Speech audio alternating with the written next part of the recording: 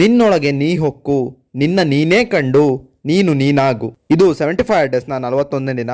ಬೆಳಿಗ್ಗೆ ಬೇಗ ಎದ್ದು ನೀರು ಕುಡಿದು ಗ್ರೌಂಡ್ ತಲುಪಿ ಭೂಮಿಗೆ ನಮಸ್ಕಾರ ಮಾಡ್ಕೊಂಡು ಓಡಕ್ ಶುರು ಮಾಡಿದೆ. ಸೂರ್ಯ ಹುಟ್ಟೋಷ್ಟರಲ್ಲಿ 2 ಕಿಲೋಮೀಟರ್ ರನ್ನಿಂಗ್ ಮುಗಿಸ್ಕೊಂಡು ಸ್ವಲ್ಪ ಹೊತ್ತು ಫ್ರೀ ಅಪ್ ಎಕ್ಸಸೈಸ್ಗಳನ್ನ ಮಾಡಿ ಪುಷಪ್ ಶುರು ಮಾಡಿದೆ.